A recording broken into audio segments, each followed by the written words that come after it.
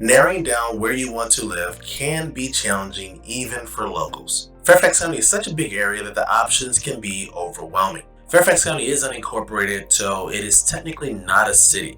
But if it was a city, it would be the 10th largest city in America. We have more residents than Atlanta, Charlotte, and Boston. With such a large area, how will you narrow down your selection when choosing a place to live? Let's start the show. Hi, my name is Abraham Walker, and this is Where to Live in Northern Virginia. On this channel, we answer all your questions about buying a home, selling a home, or investing in real estate in the Northern Virginia area. If you have any questions, feel free to reach out to me. There's also a link in the description to the Perfect Home Questionnaire. Fill out that questionnaire, and we can schedule a time to meet via Zoom to answer any questions you may have about the area. What are the 5 actual ways to decide where to live in Fairfax County? The first way we're going to talk about is budgeting. Whether you're renting or buying in Fairfax County, you want to start off with your budget, how much you can spend per month. Once we have your budget in mind, then we can find areas in the county that fit that budget. When you're buying a home, there are a few things that you want to make sure that you take into consideration, like the HOA fees. The easiest way to account for all the fees in a transaction is to actually have your lender translate your pre-approved amount to a monthly payment amount. This will take no time on your lender's hand to do, but it will help you make a better decision. Having that monthly number will make much more sense when you're looking at what to buy or where to live than just having a large pre-approved amount. Oddly enough, I also recommend the same thing for individuals who are renting. Find out what you can comfortably pay per month to live in an area, then use that number as your bracket for where you can live in the region. After you have your budget, then you can determine what type of property you will actually be able to qualify for. This can be a condo, townhouse, or single family home. If you're coming from another part of the country where townhouses aren't as popular, this is something you're going to have to get used to if you have a smaller budget. Townhouses in this area are plentiful, and they are pretty spacious when compared to the single family home you could purchase for the same price. By only focusing on detached homes or single family homes, you will start to limit your search depending on your price range. If your focus is on single family homes alone, just keep in mind that in Fairfax County, single family homes are understandably more because usually you get more land, maybe a little bit more space, definitely more privacy. As long as you know that going in, then you're prepared to shop wisely. After you have your price range or your budget, the next thing to consider is your commute. Adding the commute to the equation helps us eliminate some of the areas that look like they would be a good fit based on your price range. Traffic in the DC area is notoriously horrible. According to the Urban Area Report, Northern Virginia residents spend on average 102 hours every year in their car commuting.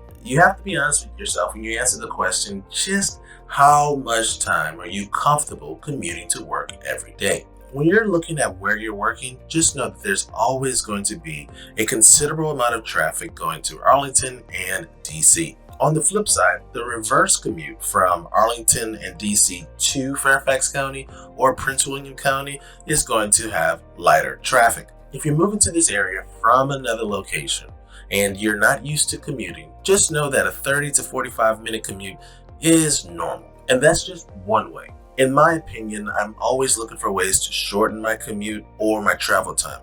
One of the easiest ways to do that is by purchasing an Easy Pass. The Easy Pass system allows you to use the middle lane of the interstate, which usually has less traffic. This lane is called a high occupancy vehicle lane.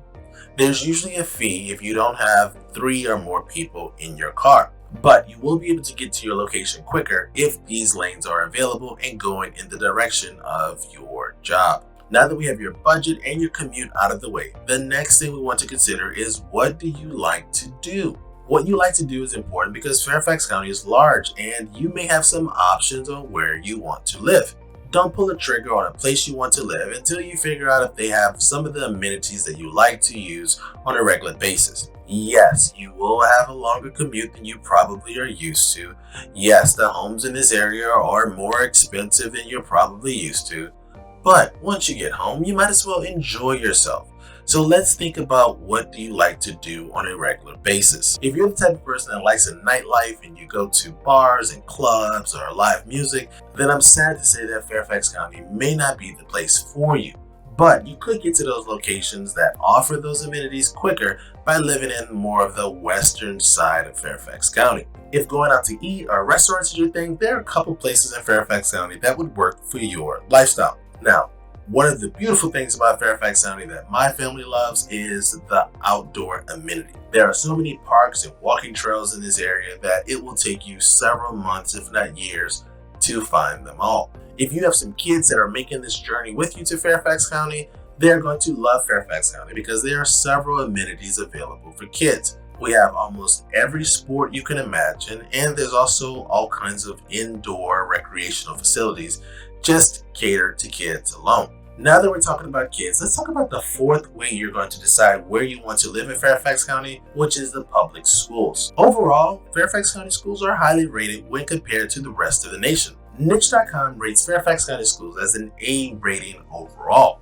If you look on this map, the darker green circles show schools that have an A+, and A- rating in the area. The lighter green circles have B ratings, and the yellow circles represent C-rated schools. As you can see from the map, the A-rated schools are usually in the western, northwestern, and the northern part of Fairfax County. These top schools are typically located in Fairfax, Oakton, Herndon, Falls Church, McLean, and Vienna. For many parents, B-rated schools are fine. But for other parents, top-rated schools are very important to them. If that is the case, you want to become familiar with the Fairfax County Public School offering. One suggestion I have, if school ratings are important to you, is to make sure that you put your kids in a top-rated pyramid. Fairfax County schools operate in a pyramid structure where elementary schools feed into middle schools that feed into high schools.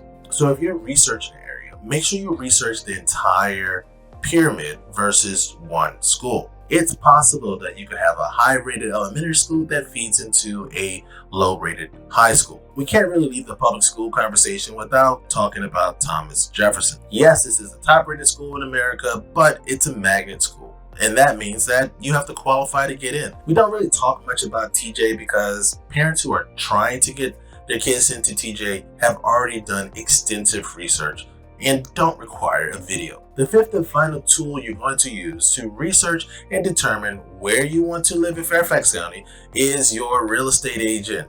Yes, that's right. If you're watching this video and you're looking to buy a home in Fairfax County, I'd love to work with you. In addition to working with somebody who's a professional, you also want to find somebody who's knowledgeable about this area. Hopefully this video series that's on my YouTube channel will help you see that there is extensive research I do on my end to make sure that you make the best decision. As your agent, it's not my job to guide you to a place or a location that I prefer. It's more important for me to find you what you desire based on the 4 criteria that we've already discussed in this video. If you want to take the next step with me, there is a link in the description to your perfect home questionnaire. Fill out that questionnaire and we will meet online, and I'll answer any questions you may have about the relocation process or Northern Virginia in general. Thanks for watching this video. I'll see you in the next one. Peace.